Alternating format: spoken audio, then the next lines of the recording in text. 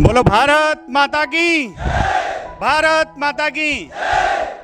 भारतीय सेना जो कि दुनिया की सबसे शक्तिशाली सेनाओं में से एक है और उस आर्म फोर्सेस की तैयारी कर रहे युवा जो मेरे सामने बैठे हैं, बेटा आप सब लोग अपने अपने लिए जोरदार तालियां बजाइए एक बार। दोस्तों, आज के इस वीडियो में जिन युवाओं से मैं आपको मिलवा रहा हूं, ये कोई साधारण युवा नहीं है। ये वो युवा हैं जो इंडियन आर्मी की भर्ती रैली में फिजिकल और मेडिकल सब कुछ क्लियर हो चुका है। एक बार और जोरदार तालियां बजाइए अपनी। एक युवा, एक मेरे गांव का युवा, जब वो भारतीय सेना का हिस्सा बनने की तैयारी करता है, जब वो भारतीय सेना का हिस्सा बनने की कोशिश करता है, वो अपने खेत की मेड़ पर दौड़ता है, वो गांव के पथरीले रोड पर दौड़ता है। वो फिजिकल पास करना बहुत ही चैलेंजिंग काम होता है और उस काम को इन्होंने अपने बाएं हाथ का खेल समझ करके पूरा किया है। आई सैल्यूट ऑल यू गाइस।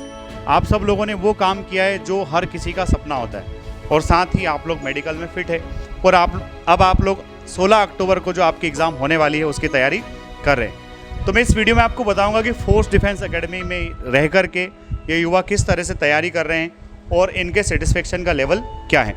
तो प्यारे बच्चों, आप में से कौन बच्चा बताएगा आपकी क्लास कितनी बजे लगती है? सुबह 8 बजे। सुबह 8 बजे लग जाती है। और 8 से कब तक चलती है आपकी क्लास? 8 बजे से 1 बजे तक चलती है। और 8 से 1 के बाद फिर कब लगती है वापस?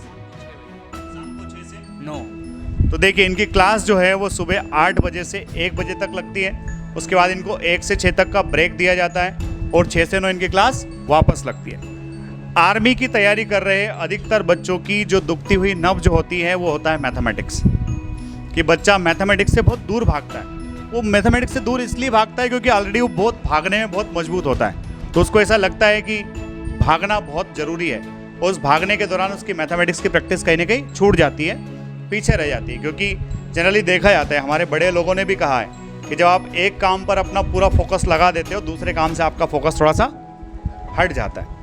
तो उस मैथमेटिक्स की तैयारी के लिए एकेडमी में क्या व्यवस्था है, कैसे तैयारी होती है एकेडमी मैथमेटिक्स?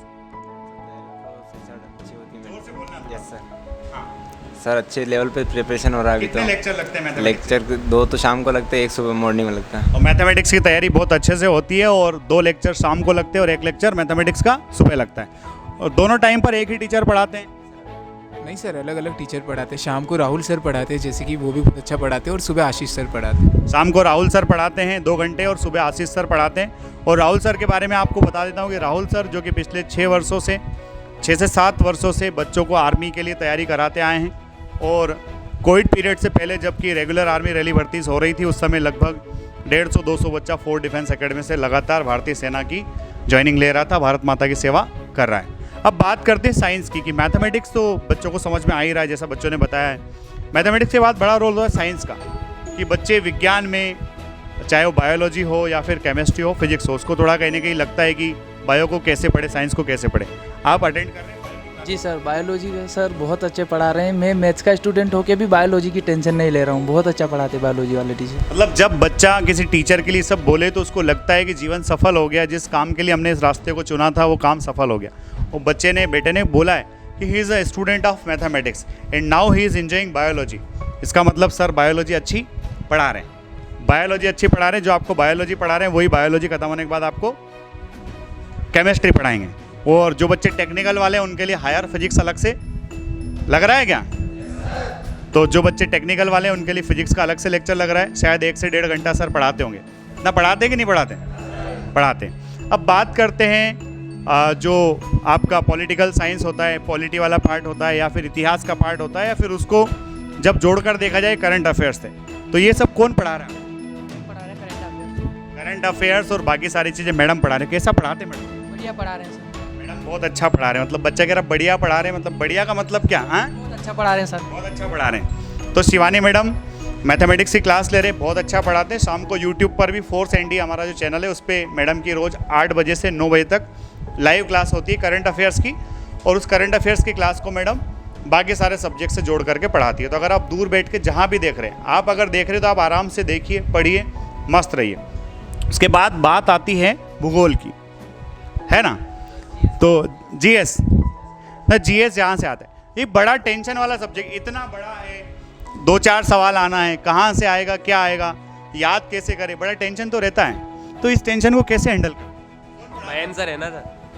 अच्छा, एक ही जवाब, इसका इतना छोटा जवाब है कि महेंद्र सर है ना। तो कैसे पढ़ाते हैं, उनका तरीका मतलब कैसे? एक स्ट्रेटेजी बना लेते हैं कि बस ये टॉपिक कवर करवाना है, तो फिर उसमें पूरा घुस जाते हैं, मतलब ऐसा पूरा इन्वॉल्व हो जाते हैं। स्ट्रेटेजी बना लेते हैं कौन सा कराना है और फिर उसमें पूरा घुस जाते हैं। तो ज़्यादा डराते धमकाते हैं? कुछ नहीं, बिल्कुल मस्त होके पढ़ाते हैं। बिल्कुल मस्त होके पढ़ाते हैं। तो ये है हमारे टीचर्स की क्वालिटी। और ये जो बच्चे हैं ये खुद जाहिर करें। आपने देखा होगा कोई भी व्यक्ति इतना खुल के तभी बोल सकता है जब वो चीज़ें उसको मिल रही होती है। मतलब कई बार सेंसर्ड चीज़ें आती है, फेक चीज़ें, मतलब बताया कुछ और जाता है, होता कुछ और है। पर यहाँ वही सब बताया जा रहा है। अच्छा, जब आए थे तब तो ये सब बताया नहीं था कि 8 घंटे पढ़ाएंगे तुमको, नहीं ना, बस यही 3-4 घंटे। जो हम लोगों की ये आदत है कि बताते कम हैं और करते। मेरी क्लर्क वाले बच्चों से बात हुई, क्लर्क वाले बच्चों से जो बात हुई तो मेरे से अनायास निकला कि भाई आपका इंग्लिश कैसा चल रहा है। उन्होंने कहा सर एकदम मस्त चल रहा है। जब बच्चा कहते एकदम मस्त चल रहा है मतलब वाकई चल रहा होगा, हाँ कि ना? नहीं तो ऐसे कैसे बोलेगा बच्चा। तो आप सब लोग संतुष्ट हैं अपनी पढ़ाई लिखाई से?